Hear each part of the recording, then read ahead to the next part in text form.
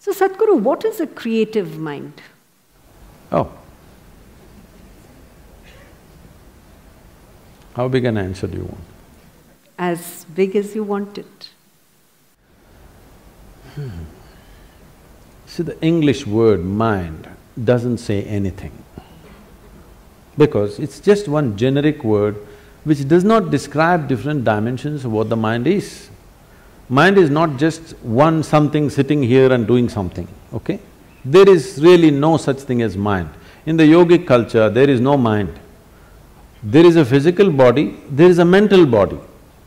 Because what you're calling as mind right now is a certain combination of memory and intelligence. There is memory in your body, more memory in your body than you can imagine. If I have to get at you again, it's okay, I'm picking on you, okay? You definitely don't remember how your great-great-great-great-great-grandmother looked like, but her nose is sitting on your face right now. Yes? You don't remember a thing consciously, but your body remembers 100%. How 10 generations ago your grandmother was, your body still remembers. 1,000,000 years ago how your forefathers were, your body remembers, isn't it? It's not forgotten and it's not going to forget. Your mind is not capable of this kind of memory. Your body has 1,000,000,000,000 times more memory than your so-called brain. This whole shift towards the brain and intellectual process is a European malice. They gave too much significance to thought.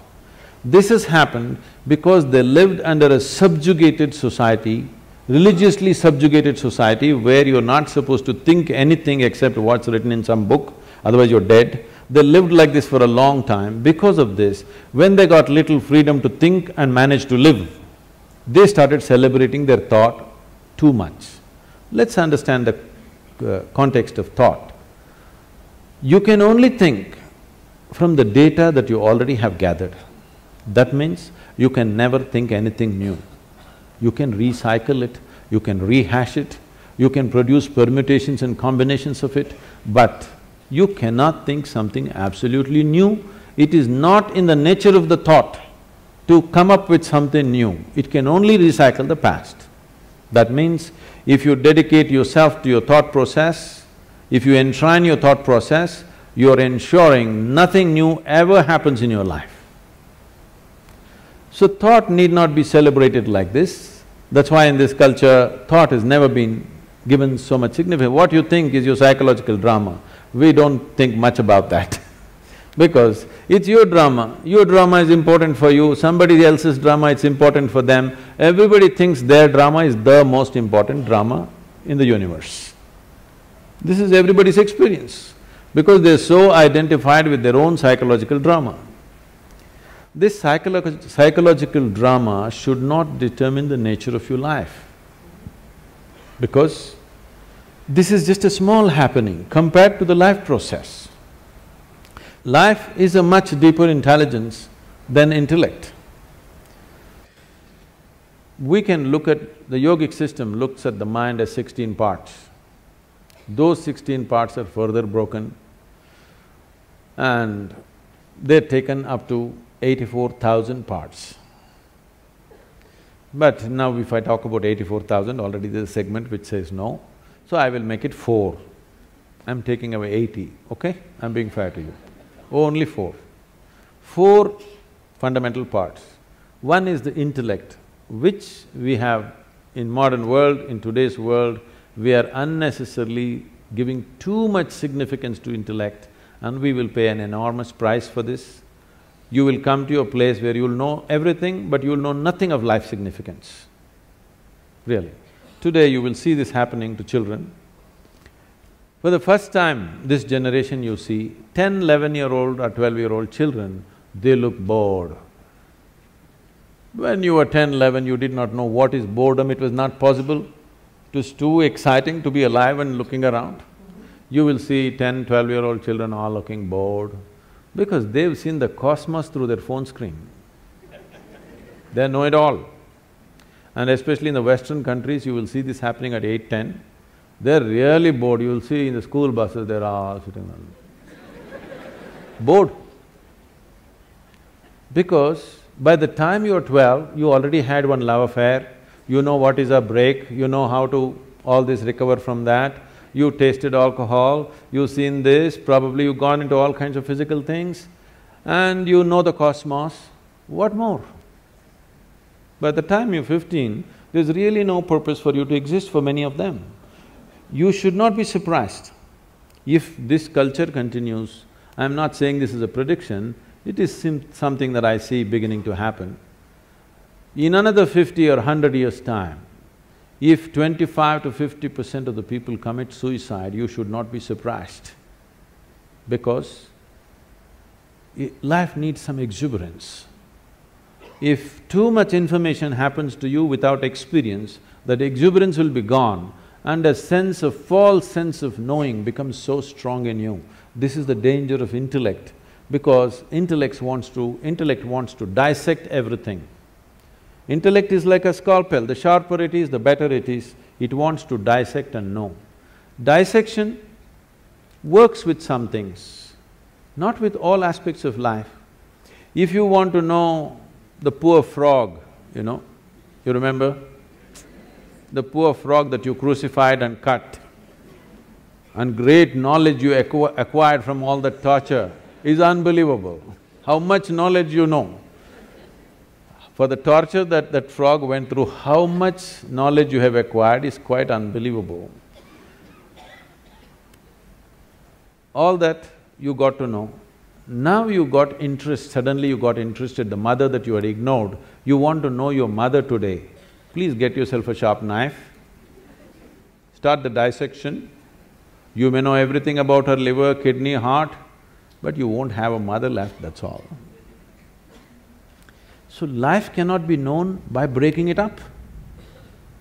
You can know physical things by breaking it up.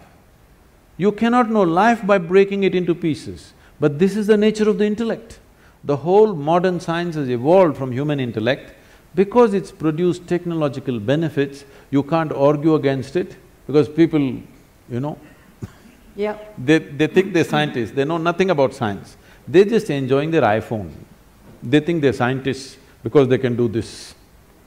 No, technology is fine, it's brought much comfort and convenience, but it will not bring life to us.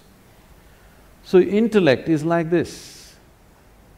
Intellect will be useful only depending upon what it is identified with and what is held, what holds this, how steadily. So the next dimension of the mind, the first one is called as buddhi, which is the intellect, the second one is called as ahankara. Ahankara does not mean ego, this, that, it means the identity. Whatever you identified with, your intellect functions only around that. Simple, if you just identify with a nation, if you say, I'm an Indian, everything Indian looks beautiful. If you cross the border and you say you're something else, all that looks beautiful.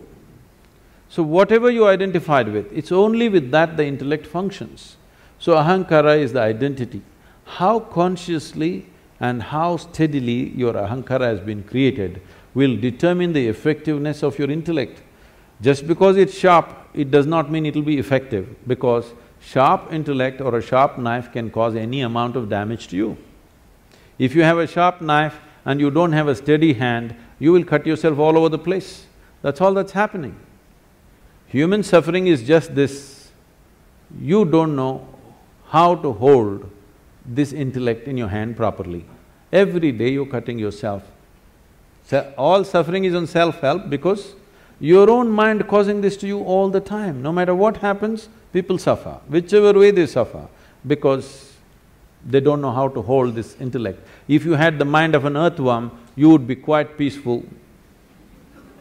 Yes? You're trying to do it in so many ways to reduce the sharpness of the intellect by drink, by drug, by overeating, by doing all kinds of things somehow to take away the sharpness because the damn thing hurts. It hurts not because that's its nature, it hurts because you do not know how to hold it. The next dimension of the mind is called as manas, which is a huge volume of memory. It is not here or there, entire body carries memory. So, manomaya kosha, this is called, a huge sack of memory.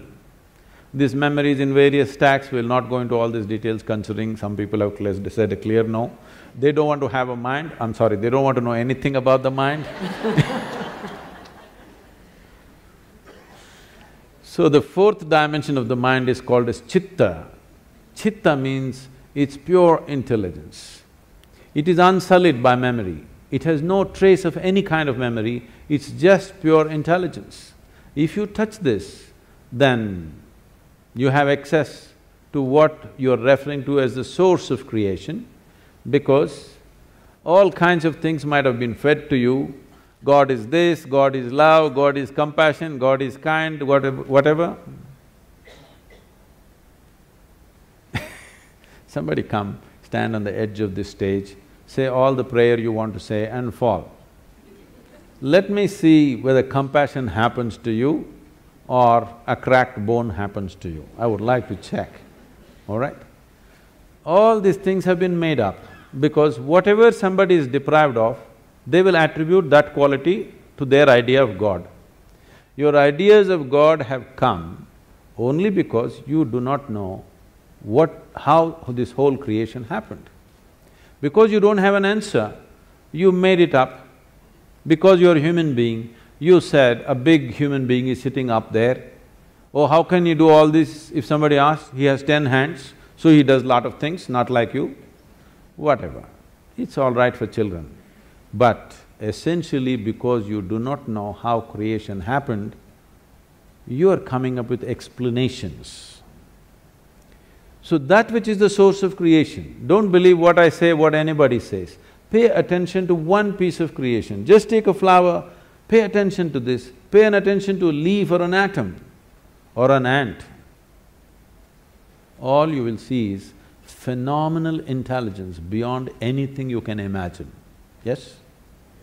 But nobody told you God is intelligence. But this culture has said this to you in many ways. They told you Chidakasha, Chidambara and so many things to tell you if you touch your chit, the whole existence becomes yours. Everything that's worth knowing is right here because you have access to the source of creation. So these are the four dimensions of your mind. Unfortunately, the modern education thinks by just feeding information and keeping the intellect reasonably sharp, everything is going to happen. No. You will rip this planet apart looking for well-being. You may lose the planet, or you may manage to go to another planet and start your work again there but well-being will not happen. If well-being has to happen, you have to dig a little deeper into this one, otherwise, no.